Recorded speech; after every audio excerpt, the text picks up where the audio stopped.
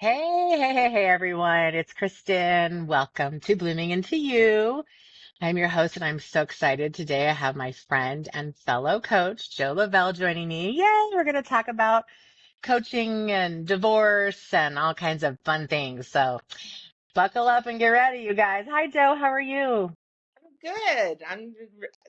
Ah, I'm recovering from a concussion, so sometimes the words don't come to me. But yeah. Other than that, I'm doing really well. Oh, I forgot about your concussion. Poor thing. I hope you're doing well and you feel okay enough to have a little chit chat. I'm really excited to talk to you today. Absolutely. Good. Okay.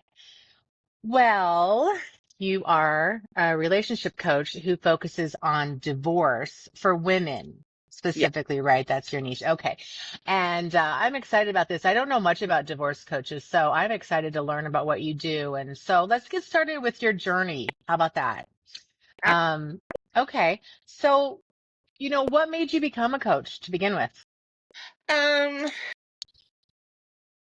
Long story short, I moved to Australia for 3 years. And while I was there, I got involved with a group of women who were just, I mean, amazing women who encouraged me to step into my power and because I was a stay-at-home mom. Mhm. And I had done that. I'd been staying at home for like 30 years.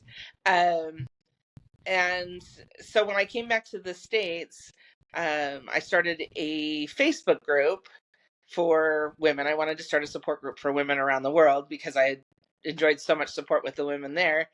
I started that in October of 2019, and I had hopes of maybe getting 500 or 600 women around the world involved. And by February of 2020, I had that number. And we reached 600 women. And then COVID hit and everything kind of exploded. So between February and April, I went from 600 people to over 10,000 women on this Facebook group. And everybody Awesome. kept saying, "You give great advice. Like, are you a therapist? Are you running retreats? What are you doing?" I was like, no, I'm not qualified to do any of that. And I thought, well, why the hell am I not qualified to do this? This is what I do. This is what I've done my whole life, is give people advice and help people through things. And so I looked up what it was to be a life coach, and it sounded perfect. And so I started school May that year, and graduated at the end of 2020, and then decided to go on to the Coach Mastery program and started that in February, and then that the following December. Um, and yeah, I've just been loving the process of it and really enjoying working with other women. And it's been a really exciting journey.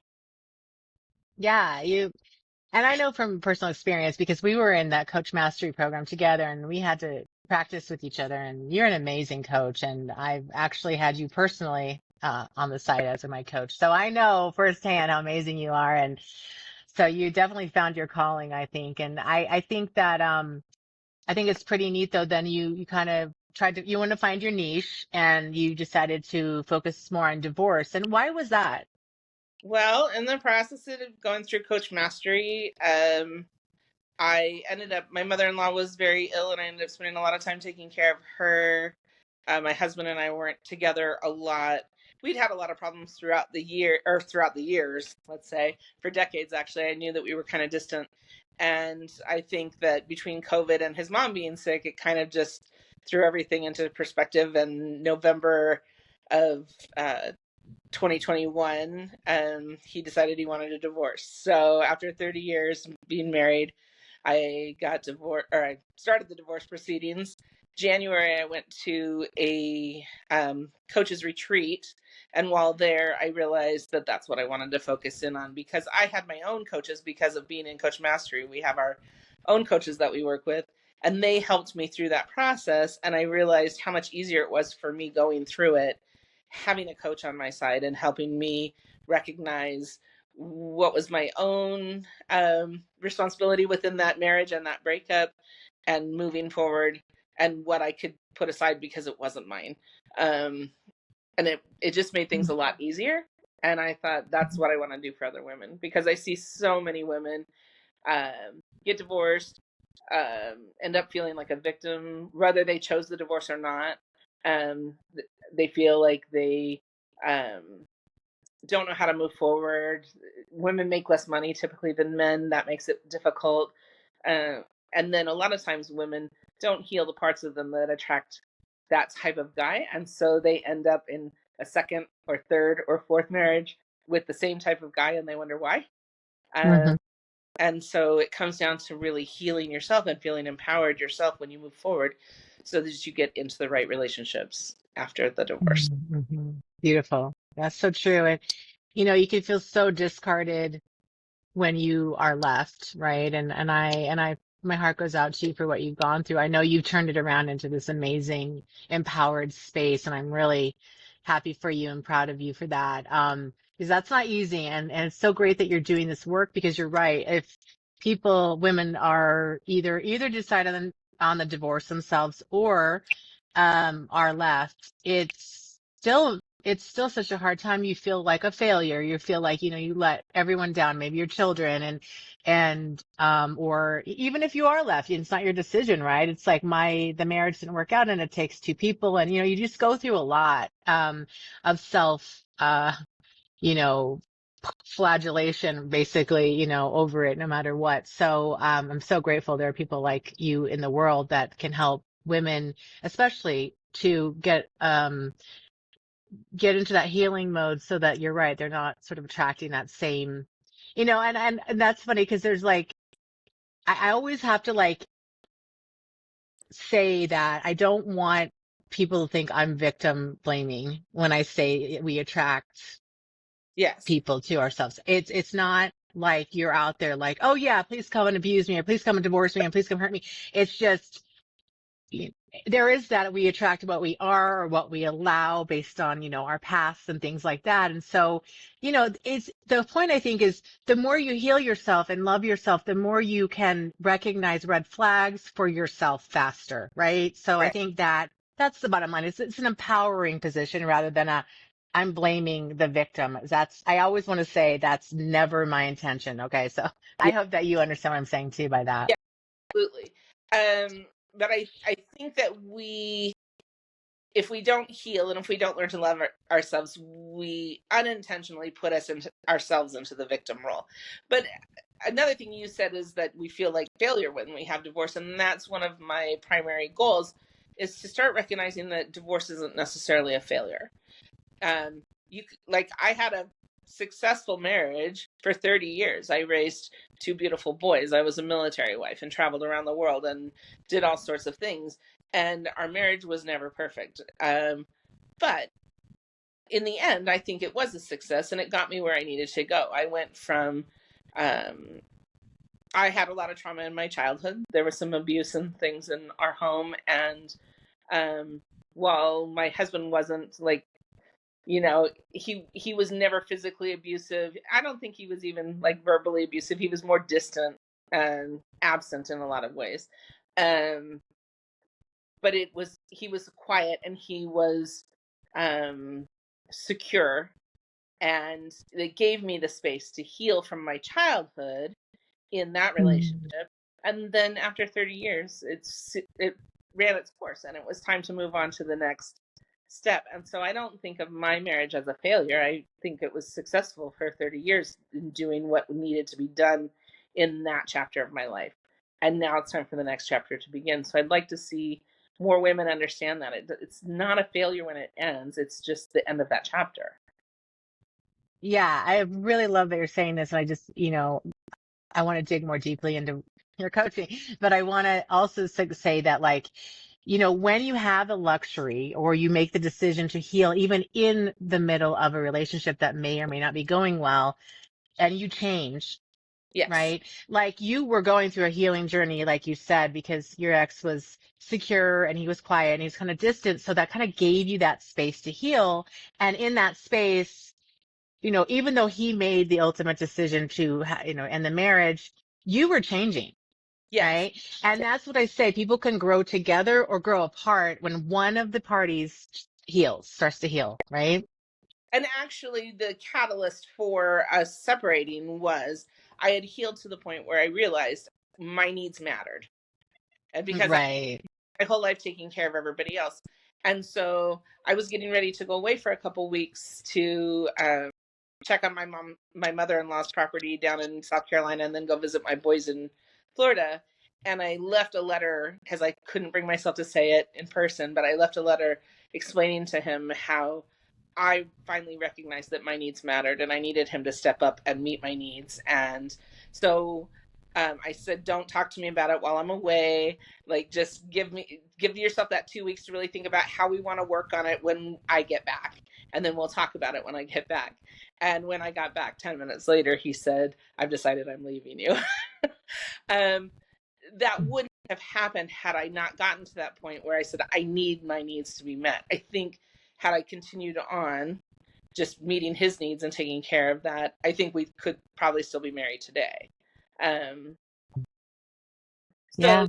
so so healing sometimes, like, I wish I had had the courage to be the one to leave, but I wasn't. I still wanted to work on the marriage, but I was ready to level up in that marriage to get what I needed because I had grown and changed and healed that much. And then since the separation, obviously there's a whole nother level of healing that has happened. um and it kind Yeah. of, get on that journey, it can grow like exponentially, right? Just Absolutely. Oh. more and more every day. Um, and yeah, I just want to see more women in that empowered state where they feel really good about themselves and they're ready to have their needs met. Um, and, in 3 years since we separated, I have not dated, so I'm not getting my needs met by someone else.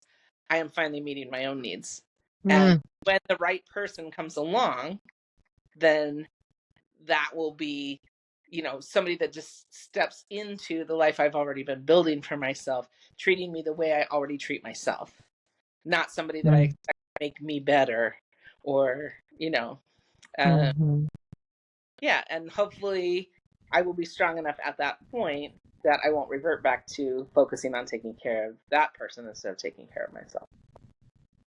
Well, yeah, and you may find and you may see, you'll see like red flags of you wanting to please or, choose them, abandon yourself again sooner. And it may not be like the very first minute you meet them. It might take a little, but I think the more you, have these relationships and the more you're healed and love yourself, because, you get to this level of like, I love myself this much. I don't want a partner to love me less. He Right. needs to love me the same or more, right? Like, Right. and you're not going to settle because you're okay alone. Like, once you're okay being alone, you're free. As if I can live my life completely alone, I- and you join me as like the icing on me, the cake, Yeah. great. If not, okay, bye. There's the door. I don't need it. And I just love that you've come to this place. And I do think, and what do you think about this? Like, when you go through these relationships and you changed, and then maybe, I don't want to speak for your ex, I don't know him, but people, Hmm. family, spouses, whomever, they married you at a certain level, right? And you were giving, giving, giving. And when you change up the game on them, you're not the same person that they married. And so they either, like I said, grow with you and say, oh, I like the changes you're making, let me do that. Or they say, I liked you better as in this role where you were less than, or whatever role that you played. And once, like you said, and I want to hear more about this, process you've been going through of empowerment, but once you make, you go through that decision and you go through the healing on the divorce and everything, you do, I don't know, do you feel like you kind of start to, I always use the word awaken, but is it a kind of an awakening, in the sense of to yourself, to your authentic self? Let's say, not like it doesn't have to be a big spiritual thing, but you don't have to make it that way. But do you think, you know what I'm saying though? Like you said empowered, but is it sort of like oh, this is really who I am now? Is that accurate for you? It's funny that you say that, because I have a theory, and again, this is a theory, it's my theory. But I feel like because, biologically, we get married early, especially if we want to have kids, right? So we get married before we even know ourselves. Um, and so as we grow, I'm not sure that we change. Sometimes we change, but I think more than anything we discover our true selves that has been buried under, mountains of stuff that other people have piled on us. They're other people's expectations and things like that, and we start rediscovering ourselves. And yes, there's some of us have awakenings, we have spiritual growth, we have other things, and our partner may grow with us. That's the lucky people have that happen. We kind of grow side by side, but I feel like that's rare. Most of the time, either one partner grows and the other doesn't, or both partners grow but in different directions. And so by the time you've had your kids and raised your kids, I'm seeing more and more marriages break up after 20, 30 years of marriage. And I think this is why, because we get married before we're settled into who we are. Hmm. And there comes a point where it's like we are not the same people anymore as we were when we met, and we may or may not like the other person the way they are now. We may have liked them better then, or we may feel like we just don't know them anymore, or we may feel like they're holding us back in some way. Like, I want to continue to grow. There's so many things I wanted to do, but I spent so much time taking care of him and other people that I was unable to do the things I wanted to do for myself. And to be honest, I'm seeing a lot more women separate and actually be happier on their own. I feel like we're having a worldwide awakening of women in some way. Yeah. We're starting to recognize their power, starting to recognize their needs and their desires, and going out there and getting them met instead of sitting back and taking care of everybody else forever. Um, but I think it's very common in the early years because we're taught as women that we need to make our partner happy. That's our job as women, right? We keep them happy, we keep them taken care of, we take care of our kids, we take care of everyone around us, and our needs always come last. I'm hoping that that's changing, that it's not just, like right now we've got women in their 30s, 40s, 50s that are awakening. I want to see us raise little girls that already know that Mm. in I order to know. I get that. Yeah. for ourselves, in order to raise little girls that do that. Yeah. Yeah. And I think about this a lot because I think, um, it's not like about man bashing or anything like that. It's just, and I know you're not saying that. I just think about it and I think all these women are like, I don't need a man. Yeah. And it's a good thing though. It's a good thing not to need anyone. Right. And you were saying like, you meet that person when you're whole and everything. Right. So it's like a vertical relationship of co-resonance. Okay. Like it's not a horizontal, like tit for tat competitive enmeshed, thing because that's just Right. too trauma bonded, right? That's too, you need to be just like me and you can't be different and you can't have friends and you can't have family. It comes to that sometimes, not in every relationship, but either way, we're taught that we're supposed to, you know, meet everyone else's needs as women and then men have their roles. And then it's in this like competitive thing where I'm this way and you're this way in a vertical lineup. I'm doing my things that make me happy. You're doing your things, and I'm not going to tell you what to do, and you're not going to tell me what to do. We're just going to be friends who respect each other and we're sovereign. And then we also have the romance and the fun, and we like each other. Like, why be with someone if you don't like them? Right. Like, learn who you like, and you know who you like by liking you first, Yeah. right? And so that's really cool. So, okay. So I want to ask you one question and I'm going to ask you about your program that you have. Okay. So in your group, um, which I'm going to say it a few times because I want people to go find you because this is a great group. This is like a very active group. I'm in it. I see it. And you post the greatest. I want to talk more about your group. I want you to tell me these little headings of things you do every day. And it's fun. It's a fun, great, supportive, wonderful group. And it's wild at sign heart sisterhood, right? Yeah. And it's on Facebook. And do you find in the group that you're seeing more women supporting each other and being a community of women who are going through maybe divorces and separations and things? Are they coming together and helping each other, support each other? Do you find? Yeah. So we have at this point, I mean, like I said, we had an explosion from 600 to 10,000, like in a couple months. But Amazing. then as growth has been slow, we're just over about 11,000 at this point. But of that, I would say we have at least like 200 women that are fairly active, which is kind of unusual in these groups. And they Yeah. talk, and so I put out daily headings so people can put the comments that they want. They can post memes if they want, but they're not posting directly to the page. They're in each section. So I have daily welcome. So if you want to introduce yourself and say hello to others and things like that, you go in there. Daily inspiration. If you want to talk about something that's inspirational to you, or put in an inspirational meme you found, or that type of thing. Daily gratitude, again, memes that you like, thoughts that you have, things that you're personally grateful for. Call for support. That's where some people just put in memes of like supportive things to people, but that is a place where if you have a specific thing that you want to talk about, that you need some, whether you need advice or whether you need just, people to reach out and say, hey, we're here for you, or whatever, you can post that in that section. And then when people read it, they reach out and they actually do. I've actually seen that some of the girls have become friends with people across the country or across the world from them.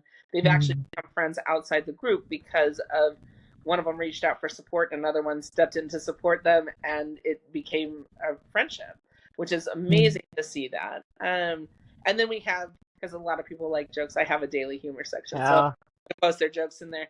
But one that's funny. that we've kept it so supportive and so loving is I've set down rules right from the beginning that we don't do political discussions, we don't do religious discussions, things like that, and that we always respect each other. And I've made it clear that I will remove people if they don't adhere to that. However, in how many years has it been? Since 2019, so Gosh, 5 years. 5, right? Mhm. I I can probably count on my fingers the number of people I've had to remove, and that's in a group of thousands.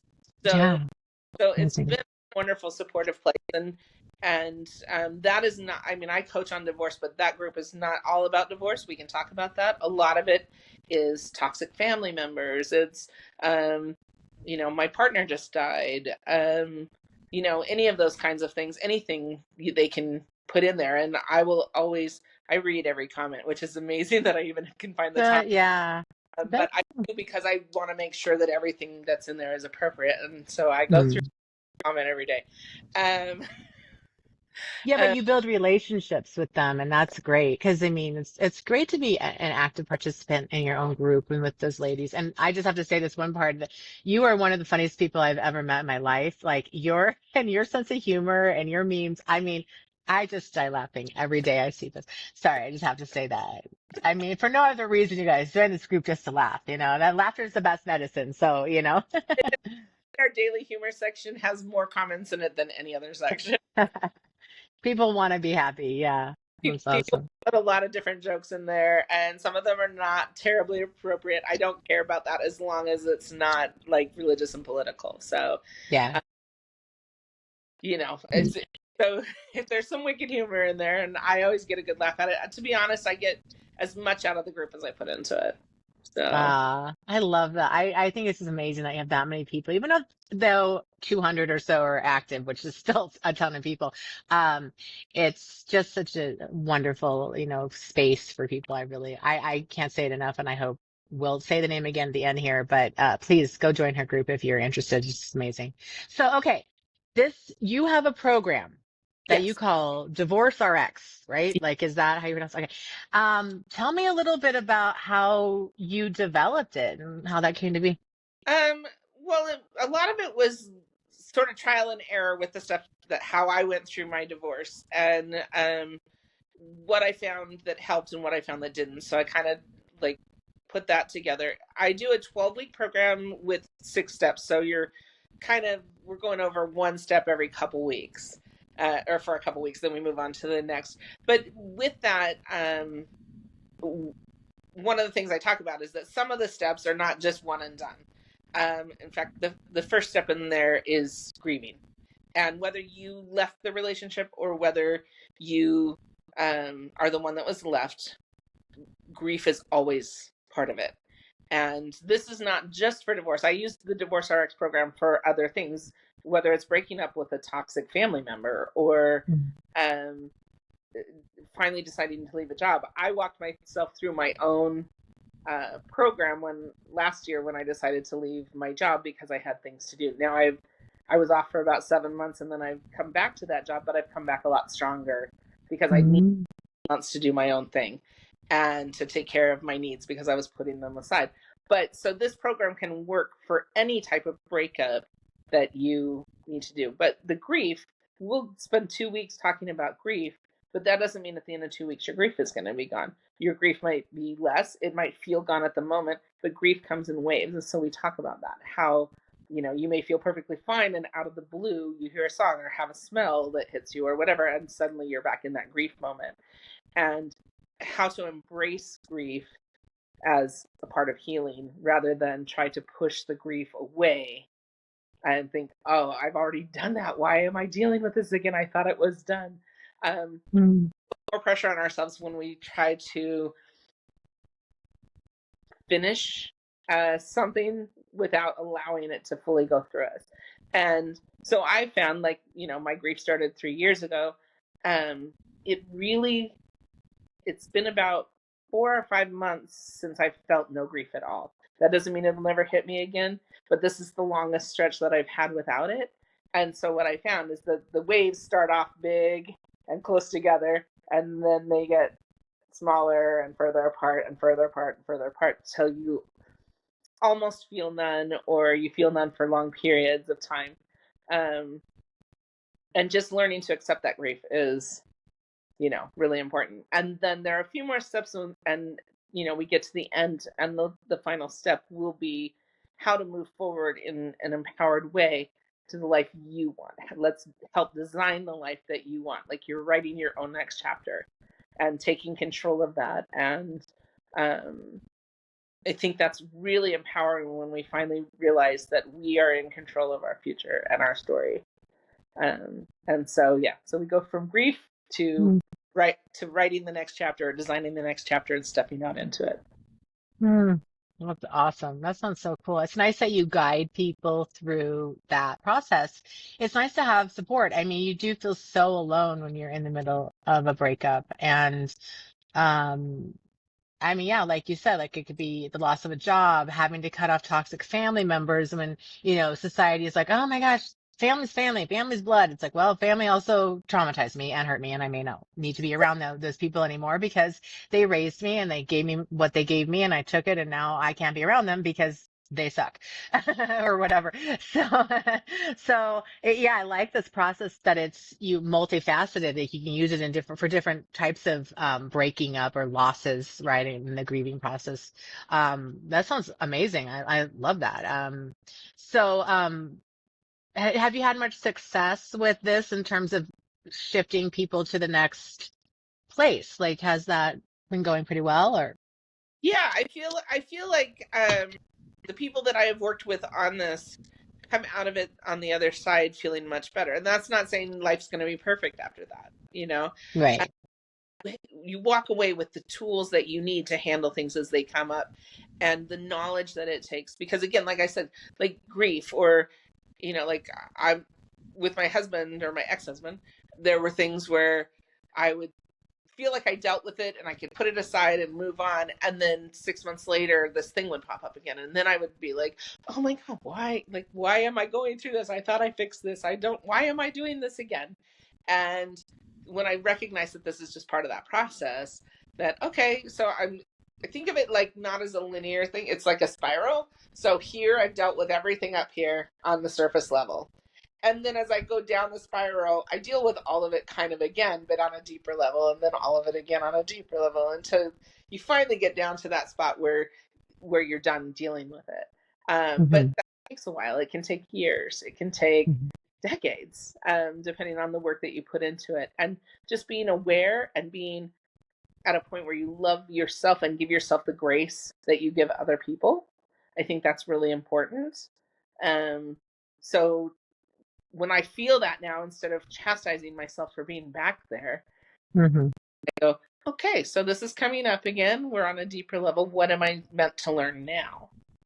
Um, Yes. I was thinking that same thing. Is like, there are so many times on my own journey, not that I'm finished, because we really aren't ever, but on my own spiraling, like you said, like healing isn't linear. It is that spiral. And so you do come back around on the on the layers of the onion and go, oh, I thought I thought I dealt with this. And you might fall into sort of a trigger where you kind of fall back into the ditch, but you can get out of it faster and stronger. Yeah. And that's one thing to remember because people will be like, why am I even doing this? Because I'm not healing, but you are healing and you're never going to go back to where you were. You might take a couple of steps back. You're never going to go back to where you were initially. Right. So, I think that's really a point that you brought up because I think it's discouraging for people when they think, they're not getting anywhere, but Yeah. you're always getting somewhere. And every relationship and every lesson you have in your life or experience is a lesson for you to become stronger and to know better. Like just think about 20 years ago, how much more you know now about yourself and about the choices that you have made or would make. It's a great process. It's a beautiful process. It's just not easy, but that's all right. One of I've done for years and years is, and I call myself a recovering people pleaser, but I always, from the time I was a young child, took care of everybody else. And so I got to a point in my adult life several years ago where I said, "Oh, this is an issue for me. I need to start taking care of myself." And then I would find just as I'm getting good at taking care of myself, meeting my own needs, whatever, all of a sudden something will throw me back in, like my mother-in-law being sick. I'm walking every day. I'm working on my school. I'm working on my healing. And then my mother-in-law gets sick and it seems logical, right? And we know this about self-sabotage now as coaches, that self-sabotage often looks as like something very logical happening where you have to react to it. You have to put everything aside so you can deal with that. And so that's what I do. I'd go, oh my gosh, I'm going to go stay with her the whole time she's sick so she's never alone and blah, blah, blah.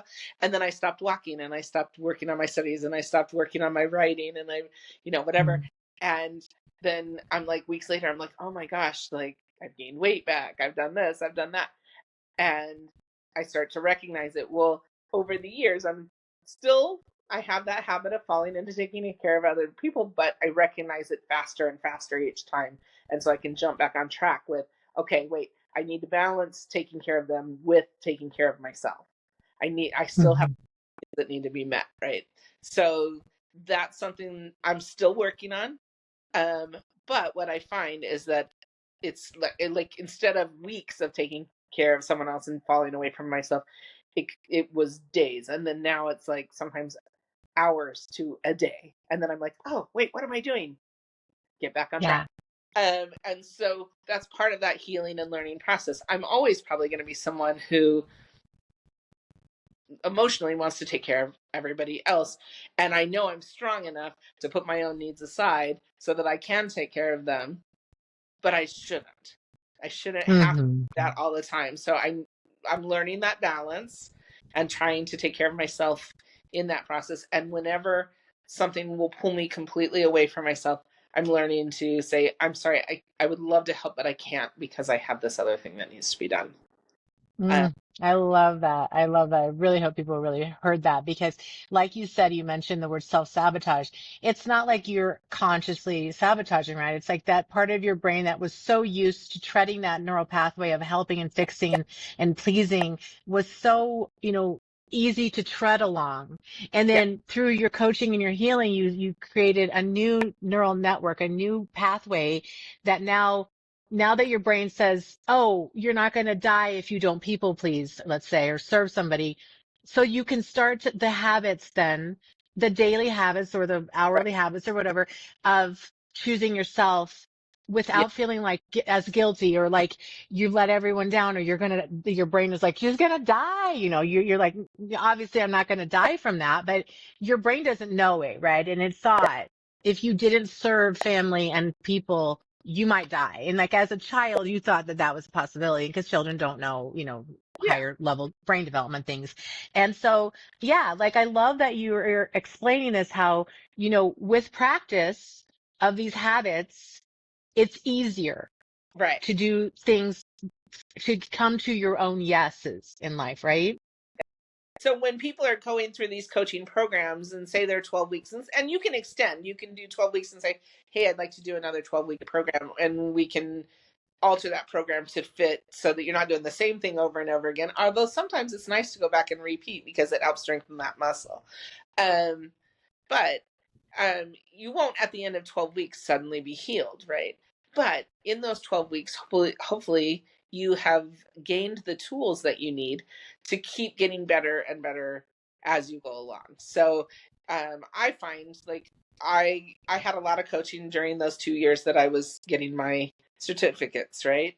Um, and then I didn't have coaching for a while, and then suddenly there's something comes up, and I'm like, okay, I need a refresh, and I'll sign up with a coach again, so that I have a few weeks of refreshing that stuff and reminding myself what I need, and adding new tools to that toolbox that I've been building, and then I can go on for months or a year or more where I'm doing good on my own, and then suddenly it's like, okay, I need a refresher. And I think Hmm. that's a great thing to remember with coaching too. When you sign up with a coach, you can always go back for refreshers. Yeah. But take what you're learning and use it for a while, and then go, okay, now I'm ready to learn more, or I need to go back because I seem to keep forgetting this, and I need somebody to remind me. Um, but yeah, and we all need it. As you said, like, I'm on this journey, but I'm not done. Well, I don't think we're ever done until we die. We're Hmm. all on a journey because we always have the ability to learn more and be better. Yeah. You Oh, know, absolutely. And I love to tell my clients, I'm going to kick you just right out of this nest as soon as possible.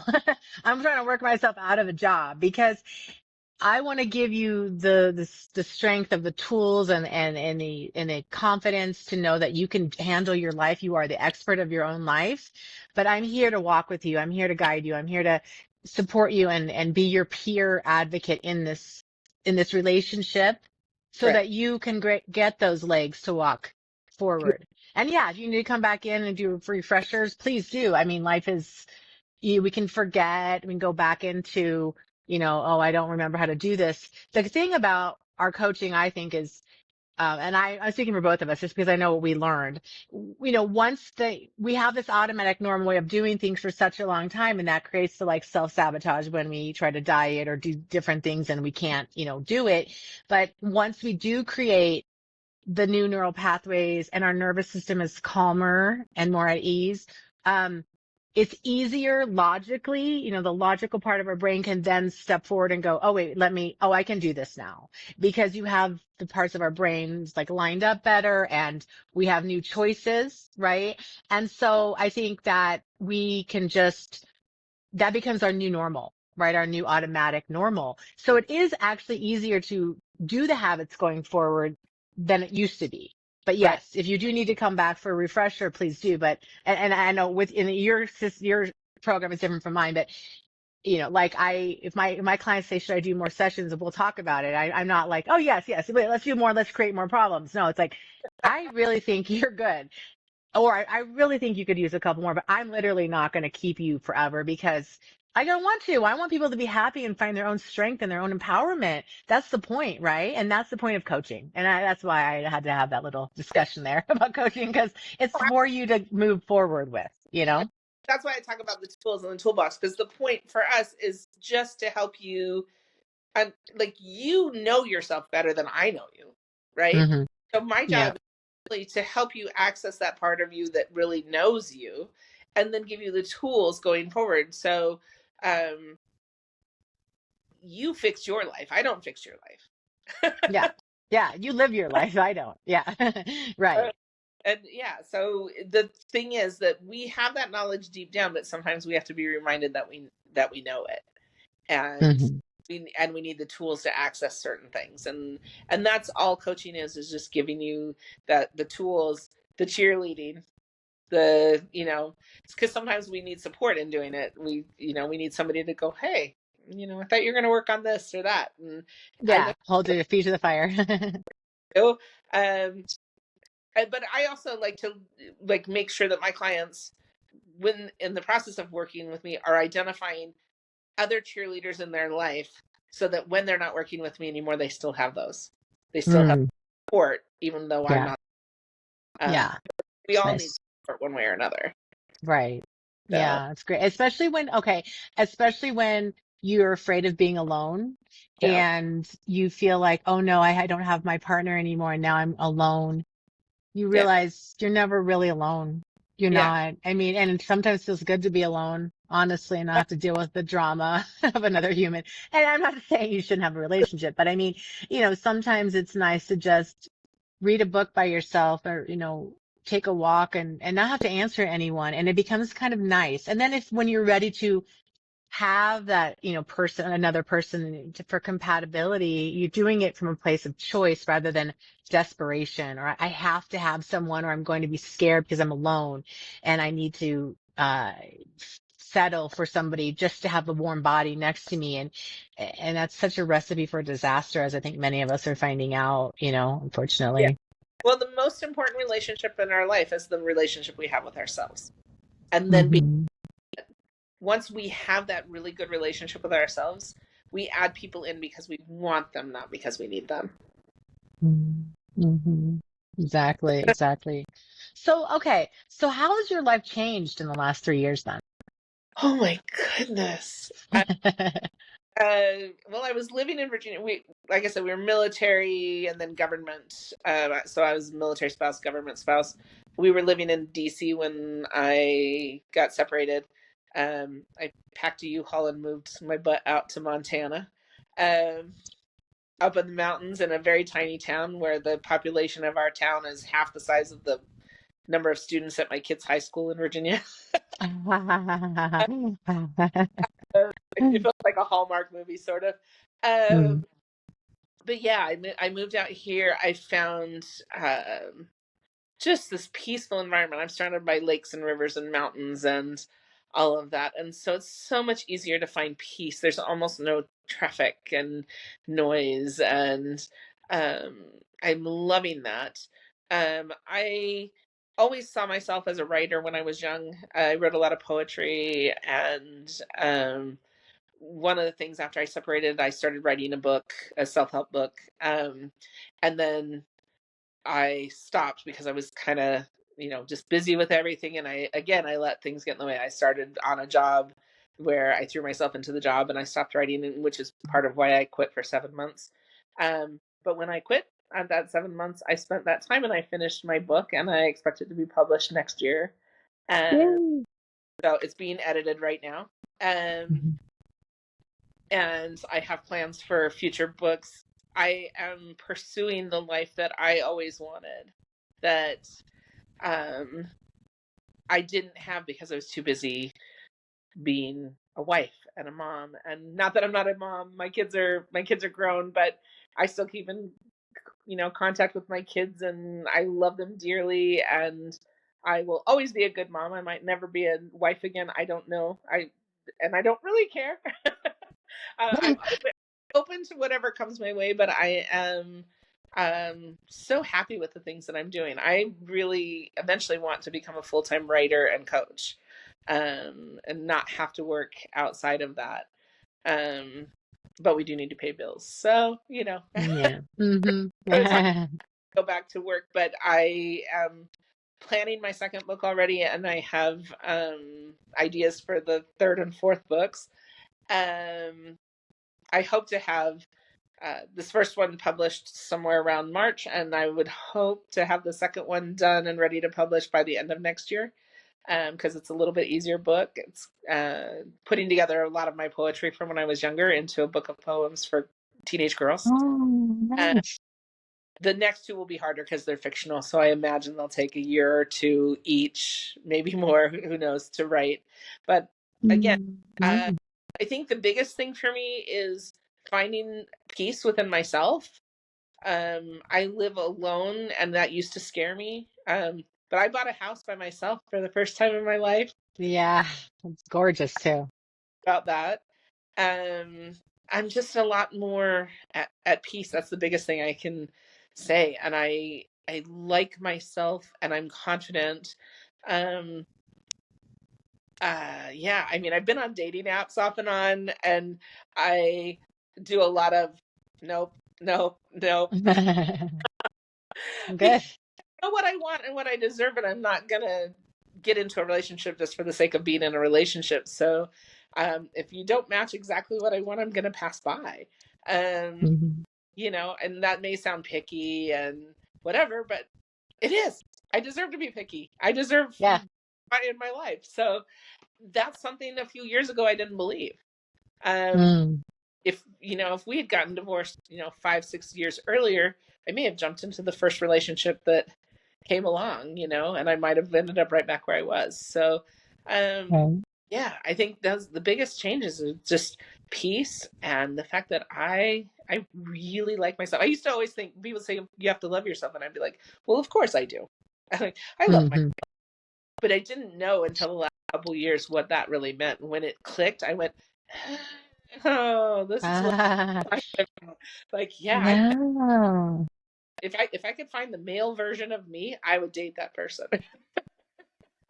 Yeah, I love that. So, and that's, I don't know, I don't want to put you on the spot too much, but like people are always like, I don't really know what self-love is. It like, you know, getting a massage or a pedicure, or is it like exercising? No, But nope, no, I mean, those are supportive habits, right? But what do right. you, what do you, what do you think self-love is? What does it mean to you?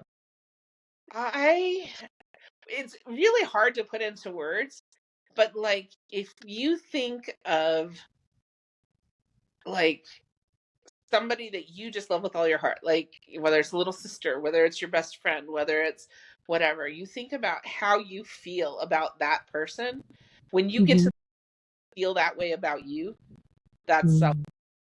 Yes, when you love yourself, of course, if you want manicures, you get manicures. If you want to take a bubble bath, you take a bubble bath, whatever. But those are not ways.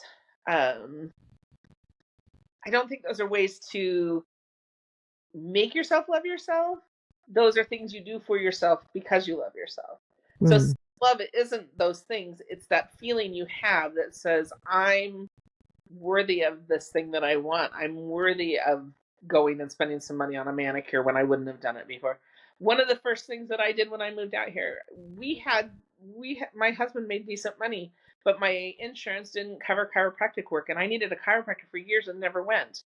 When I moved Hmm. out here by myself and I have to pay out of pocket because my insurance doesn't cover it, I started going to a chiropractor again so that I would feel better. I was willing to spend my money on it, so that I could do that for me because I needed it, because that was part of taking care of my health.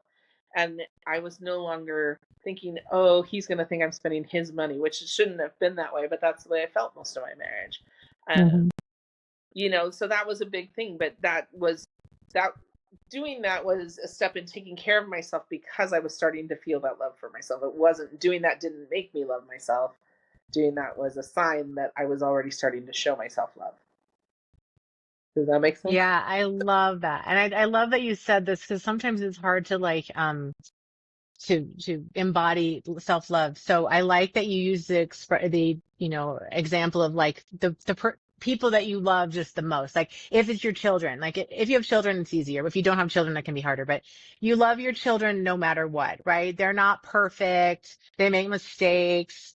They're flawed as humans and they're also amazing. They have everything, right? They've got the light and the dark because they're human and you love them no matter what. It doesn't matter what they do. You love Yeah. them because you love them. You love them. It is. Turn that back on yourself. Like, I'm not perfect. I make mistakes. I say stupid stuff sometimes. I don't have the perfect body. I'm not that smart. I mean, I'm not Einstein, but I'm pretty good. I'm pretty good, right? Yes. Like, I accept, take it or leave it, people. I don't know. Like I'm not going to go become some master at this or that unless I am. And who cares? Right. It's like, I love myself no matter what. And it's very like foundational. It's a very like neutral Yeah. confidence that is not above an arrogance and it's not below and super bad insecurity. It's just take it or leave it. This is who I am. If you don't like it, that's okay. I like it. I like me. Yeah. Yeah. Like if you can't say I love me, say I like me. And Yeah. why do you like yourself? Yeah. And maybe that can help too. So anyway, I thought that was a good example of finding those people in your life who you love no matter what they do, and then Yeah. do that to yourself for yourself. Yeah. I like that. That's Sometimes, cool. That's so sometimes I cool. think of people as like if you were a stranger and you met you'd be like, I want to be friends with that chick. Oh my gosh, that's a good point. I know. I'm like, gosh, I'm so funny. I'm the only one who laughs at my own jokes. My friends are like, should not be a comedian. And I'm like, yes, I should. I am so funny. They're like, no, you're not. I'm like, Oh, well, I don't like you. I like me. I think I'm funny, like, but I would like me. Yeah. Wouldn't you like, you better like you because you're amazing and so fun and so great. And just, I mean, okay, you guys listening, like, if you need an amazing coach, I'm just going to say, you got to go to this lady. I used her and I know her and you can hear her talking. You can hear how smart she is. You can see how with it she is and like how fun she is. Just pay attention. I mean, she's awesome. So yeah. Yeah. So yeah. So it's good to be like, yeah, I would like me. I like that. I like your examples. See, also she has great examples, you guys. Great ways of doing things. Great tools. Yeah. Uh, you. Cool. So where do you think you're going to go from here? Well, again, my goal is to start getting my books out, and the first one is a self-help book. So can I plug it? Yes, please. I was going to ask you to. Yeah. It's called All Fucked Up, and That's Okay. It's just run on the premise that yeah, we're all screwed up, all of us, and it could be like, yeah, I'm completely fucked up, or everyone is fucked up. Just you can interpret it however you want because it's all the same. We Mhm. all have issues, we all have problems, and learning to accept that and to love yourself in spite of that, like we were just saying, is a really big deal. And so um I think it's going to be a really fun book, and that even, I mean, all women can get something out of it, but I think even men uh could read it and really get something out of it.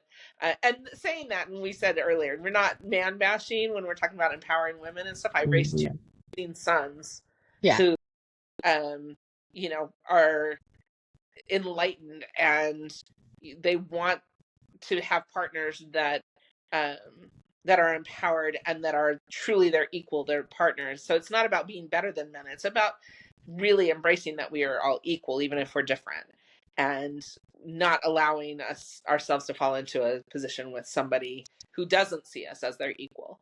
um and so I think that's really important. But Mm. yeah, so that's my first book that's coming out, and then like I said, I want to do this book of poetry for teenage girls, and then I want to continue to write after that. Um, I would like to build my coaching practice to a point where I can afford to buy insurance on my own instead of needing insurance through work, because that's the main reason I have a job, is for the insurance. Uh, Yeah. Mm. I see myself traveling. I would love to go do some public speaking and just kind of travel around doing that. I might do that based on my books when they're published. We'll see how successful. Mm. That would be You'll really have to awesome. come back. You'll have to come back and you come back and we'll talk about your book. I'll be excited. I mean, I've been going along with you on this book a little bit here, like knowing that you've been doing it. So I'm excited for Yeah, this. Yeah. yeah, I'm really excited about it. And then beyond that, I really just want to continue to live a peaceful, happy life. And if Mhm. up with a relationship later on down the road, somebody that falls into my lifestyle seamlessly without them having to compromise to be with me, or me having to compromise to be with them, then I'll jump back on that relationship track again. But I'm not looking for it or waiting for it. I am just gonna let it come naturally if it does. And in the meantime, I'm just gonna continue to live this life that I'm living, where I'm happy and free and um following my dreams. So Uh, I love it. I love it. I love it. It's so inspiring. And I love that you've said the word peace like 400 times yeah. because yeah, it's along the same lines as self-love, right? It's like if I feel this measure of peace, why would I want anyone to disturb it? And Yeah. truthfully, my personal mission in life has been to help people with inner peace so we can have world peace because it takes all of us having that level of peace and stopping the drama within ourselves, those patterns of drama within ourselves and with others, that's going to help us all get to that next level. So thank you for being someone who's done her work and who is finding peace in her life and wants to continue having it. Because once your nervous system knows what it's like to have peace and your brain knows what it's like to have peace, you won't choose to have anything less than that or other than that, right? I walk away from drama so much quicker now. Yeah, I see a good. flag pop up and I'm like, I'm out. Uh-huh. I know it's like I don't need this. Like you see on Facebook, people want to fight, over politics or whatever, and it's like, why? Or somebody was mad that their I don't know who these people are. I just happened to see this, and so somebody was mad that their sibling or somebody named their dog after a parent, and people on the thing were like, why are you creating drama? Like, why are you mad about something like this? Yeah. I'm like looking underneath everything for the trauma, going, oh, she's got something going on with her family. But, like that she's this upset. But, and maybe there's a bigger story to it. I don't know. But it's like people are like, and then this one man I was so happy about. I love seeing men who are healing, by the way. This is why I do not want to come across as we're man bashing, because I have 3 boys too. Yeah. I just want these next generations of men, you know, not to be overly feminized, but being your feminine to a degree, love yourself, and you're being you're mostly going to be whatever you are, masculine or feminine, but approach the other side of your, energy with, the yin yang inside of you. Right. And so this man was like, you're just living in fear-based energy. And I'm like, oh, he's speaking my language. I was reading it like, oh my gosh, I like want to celebrate this man and then people were like, what does that mean? And women were like, what does that mean? And another woman was like, it doesn't mean you're quaking in fear. It just means you have the ego like level of like, being offended and triggered by things just for the sake, just for the sake of it. Now people do it unconsciously. I know that, but we're choosing to be out of peace when we choose to go into dramatic situations that we don't need to do. And then Yeah. maybe it lets off steam for a little bit to have a fight on Facebook with someone, but it doesn't end up feeling good later, right? You're never really at peace when you're Well, no, creating drama. I think one of the things, like, I think when I was younger, I felt like I wanted to fight for what I thought was right. But Mm, in the process of doing that, you bash what you think is wrong. So I went from learning to not bash other things and to just fight for what I wanted, to then finding peace and realizing I don't need to fight for what I want. I need to embody what I want. And once I start embodying that, and when I help other people learn to embody that, mm, you don't have to fight anymore. There's nothing mhm, about fighting. Yes, the world around you can be falling apart, and there I can look out there and say I don't love the state of the world today, but mhm, fighting isn't going to make it better. mm, What make it better is teaching people to love themselves, to love each other, to live in peace, and those things. So when I embody that, I help teach the people around me, and when they embody that, they help teach the people around them, and that's how we grow this more peaceful, loving society. mhm. Not through the fight; it's through the peace. You see, I'm telling you guys, look this is how smart and wise this woman is. I love it because you're right. Like when you're walking into a grocery store and you're embodying love, self-love, source love, whatever it is, you're embodying peace, harmony, connection to yourself, and all confidence and all the wonderful things you do when your nervous system, I bring that up a lot, but when it's in a secure state, um, energy is what people feel.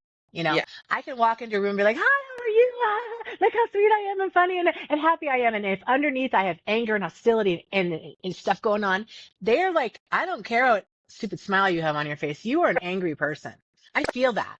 yeah, So when you're embodying whatever you're embodying, if you're embodying peace, people feel that and they're like, I want what you're smoking. I want that. So what do I do to get that, Joe? And you're right. Like when we embody that space, that energy, that's what people feel and that's what people gravitate toward and want. And that helps us all without, protest signs and fighting, like you're saying, and like, it's got to be this way. It's like, just be at peace inside your body, in yeah, your body where your truth is, right? And it'll be a domino effect yeah. that way, And living that way and embodying that doesn't mean that you're never going to have anger or sadness or things like that. But what I found is now when I feel that, sometimes like I try to be kind to everybody, but I find myself once in a while getting snarky about someone, right? When I Hmm. do that, I go, wait a second, what's going on in me that makes me want to be snarky to them? Because it's not them. They can't make me feel any way. So there's something going on in me that does that. So anytime when I feel that anger or that pettiness or whatever it is, I go back to, wait, what's going on with me so that I can fix what's going on with me. And when I do that, when I reconnect with myself and I fix whatever's wrong in myself, whether I'm feeling run down, whether I'm feeling like I'm, I jumped back into people pleasing again and I'm feeling like resentful, putting all my effort in. I fix that and then I don't feel the need to be snarky to someone else or about someone else. And so, again, it's that growth. It's fight against the thing you don't want, fight for the thing you want, relax and embody the peace and the whatever, and learn the lessons as you go. And, it's just kind of that step through. So people who are causing all the drama online just aren't in that step. They're in that beginning step. Yeah. They're trying to fight against. Right. Right. Yeah, and I like how you say that because you're right. Embodying embodying the truth of who you are, embodying a state of peace is just basically embodying presence. And when you're present, you're going to have life. Life is going to life. You're going to have, triggering moments. You're going to get activated sometimes, but you are going to know how to, pull back to center sooner. Um, you know, Yeah. Logically, again, when your nervous system is calm, I'm just saying this to say, when we calm our nervous system, it's like a feedback loop between our nervous system and our beliefs and stories about ourselves, right? So if you've got a belief of I'm not good enough and it's feeding into the nervous system's getting stressed, or you calm the nervous system and then you have the thought I'm not good enough. Well, then you can look at that because when your nervous system is calm and there's no activation going on, you can say, wait a minute, am I really not good enough? And you can challenge the belief and change it. And when you're doing a lot of that kind of healing work, when you're slowing down enough to heal, then yes, you do have choice. You have the choice later to decide if you want to stay in this sort of disempowered, angry space or not. And I think that's the importance of expressing the healing journey for people because don't want to go into it because they think they have way too much to deal with or they don't have problems or my trauma happened 30 years ago. I'm over it. They think a lot of those kinds of things that keeps them from the best decision you'll ever make in your life to learn how to love yourself and be sovereign. And that's my favorite word this week, last week, and every other week, because when we're sovereign, like you've got the freedom and the peace and you can make choices about and have voice and you're stepping back into your authentic self. You're remembering who you truly are. And all of that is so like, why wouldn't you want that? But you do have to work for that. But Yeah. you want it. Once you have it, it's like you get kind of not addicted to it, but you kind of get really into the recovery process. Would you agree with that? Yeah, I was gonna say I have become very protective of that. I'm protective of myself, protective of my peace, protective of those things because once I felt it, I'm like, I don't want to let that go, right? I don't want to. Hmm.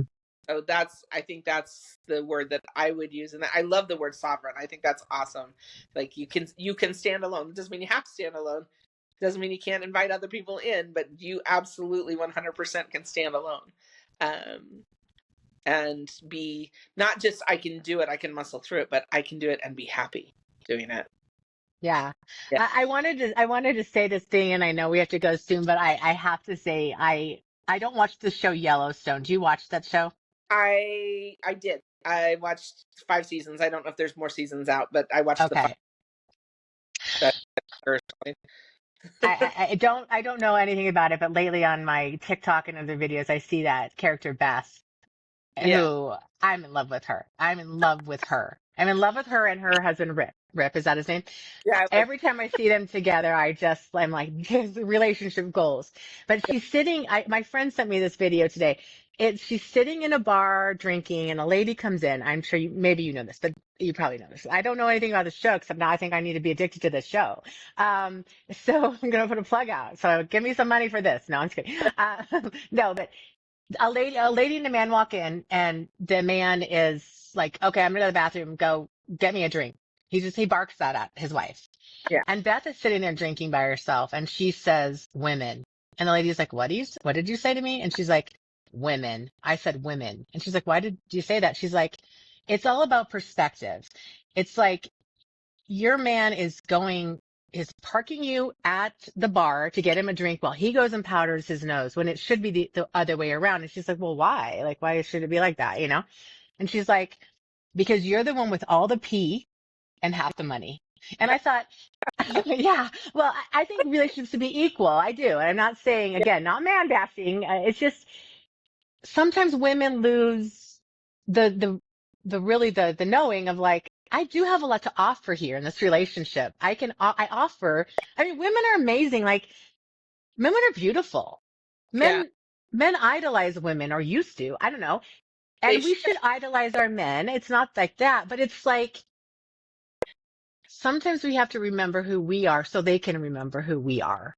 In the sense, because we give them a lot. We defer to them a lot. We let them be the smartest one in the room. We feed them their needs, and Yeah, that's not helpful for either party because the more we're giving to people who are just taking, it's kind of, I don't know, I kind of feel it's almost emasculating for men to have a woman mothering him that way.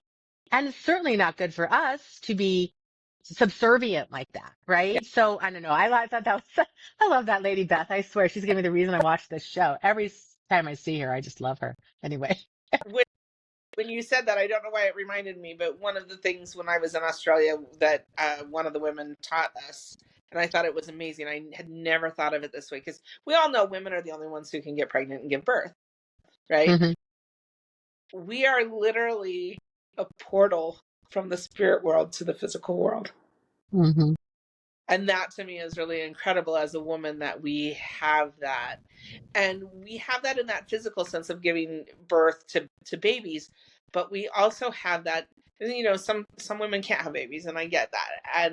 But we also have that in that way. As women, we are the ones that are adept at taking the spiritual and bringing it into existence.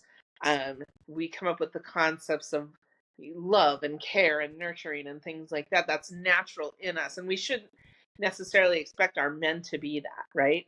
Men are men and Right. women are women, and it's great when we have men that are nurturing and loving and all of that.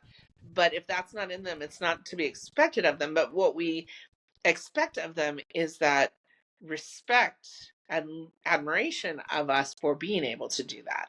That they Right. take advantage of it, they admire that about us, and just Mm-hmm. admire their strength and the other things that they do. And so I think that that's an important thing to remember. We are a portal from the spiritual to the physical. Uh, Yeah. I, I Incredible. think, I think that, I know historically perhaps that may be made, you know, I've read in certain things. I don't know if it's true or not. It may have made men uncomfortable when women had that much power, right? When women have a lot of power, have had a lot of power over men in the sense of like, I'm in love with you and you could leave me and I wouldn't have you, and so it's just the dynamic shifted a lot, but I think it's shifting back and I want it to shift into an equality, Yeah, not, you as a man bring a lot to this world and I as a woman do also. And let's, like you said, appreciate it and not take advantage of it. Let's support each other in our roles as, right. and you can be a man who has more feminine Yeah, energy and I can be a woman with more masculine energy, but who cares? The yeah, gender doesn't matter. Whatever I bring to the table and you bring to the table, again, let's vertically appreciate instead of fighting with each other to right. be and tit for tat. And I'm better than you because I'm a man and I'm strong, and I'm better than you because I'm a woman and I can. No, no, Yeah, no, no. We're all souls, man. We're all the same. Let's just get along with each other. And you can get along with each other when you've healed the things that cause you turmoil within. right. It's an inside job, right? So anyway, we could talk about that forever because I love this topic, right? Like, bring it, man. Do you have anything else you want to say about that or anything else? And where can we find you and all that good stuff?